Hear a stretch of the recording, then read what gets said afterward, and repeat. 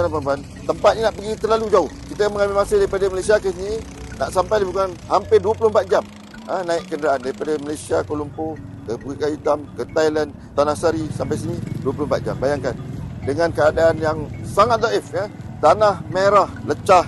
Dari luar ke dalam ni, terpaksa kita turun banyak kali kerana terpaksa berhadapan dengan selut yang berat.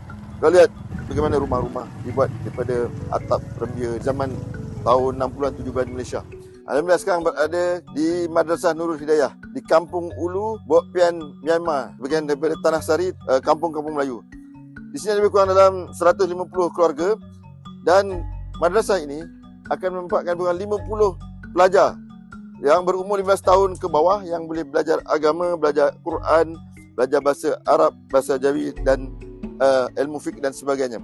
Saya ucap terima kasih kepada semua para pembantu daripada rakyat Malaysia kerana telah memberikan sumbangan kepada kami boleh dapat membinakan sebuah madrasah Nurul Hidayah, dan juga saya ucap terima kasih kepada semua kerana Allah Subhanahu Wa Taala takdirkan dapat kita berhubung silaturahim di antara satu sama lain. InsyaAllah dengan adanya ilmu agama dan sebagainya, mereka dapat membezakan antara yang baik dan buruk dan dapat beribadah kerana Allah Subhanahu Wa Taala. Pada masa sama mereka juga berusaha untuk menjadi orang yang berpendapatan lebih untuk mengeluarkan mereka daripada garis kemiskinan. Ayuh, kita perlukan lagi RM30,000 untuk menjayakan dan menyiapkan madrasah ini, yang mana banyak lagi dalam-dalam yang belum siap, dan kita telah membelanjakan RM40,000, dan beginilah keputusannya. Sangat-sangat memberansangkan dan perlukan sedikit lagi untuk kita siapkan. Sama-sama kita bersikap jadah untuk saudara kita se-Islam berbangsa Melayu di negeri Myanmar. Kami berada di Kampung Nelayan Cedin di Tanah Sari, Myanmar.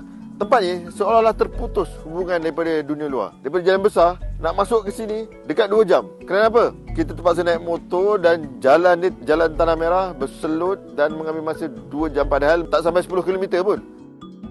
Sekarang berada di Masjid Kampung Cedin, di kawasan Kampung Nelayan. Belakang ni dah laut dan dikelilingi dengan rumah-rumah yang dhaif, fakir miskin. Lebih 300 tahun mereka dah tinggal di sini dan tidak ramai masyarakat dunia tahu mengenai masalah dan juga kesukaran dan juga kedaifan kehidupan mereka di sini. InsyaAllah mungkin kita berikan mereka pendidikan yang ada beberapa yang berpotensi untuk mendapat pendidikan yang lebih sempurna, dan mereka balik ke sini untuk buat perubahan kepada kampung mereka. Kita sekarang dalam pembinaan, iaitu di Madrasah Ad-Dinah Al-Islamiyah di Kampung Pasir Putih, Bok Pian, Tanah Sari, Selatan Myanmar. Di sini ada satu sekolah je, sekolah agama, iaitu boleh menempatkan 40 pelajar. Di sinilah mereka mendapat pendidikan awal untuk mereka mengenal fardu ain dan sebagainya. Bekerjasama Muslim Camp sana dengan Ustaz Yasir Saleh, yang mana beginilah struktur dah hampir siap. Cuma ada beberapa perkara yang perlu disiapkan lagi, iaitu seperti dalam tu dia belum ada tile lagi, kemudian tandasnya, kemudian elektrik pun tak ada. Kita kena pasang pendawaian dan juga meter elektrik.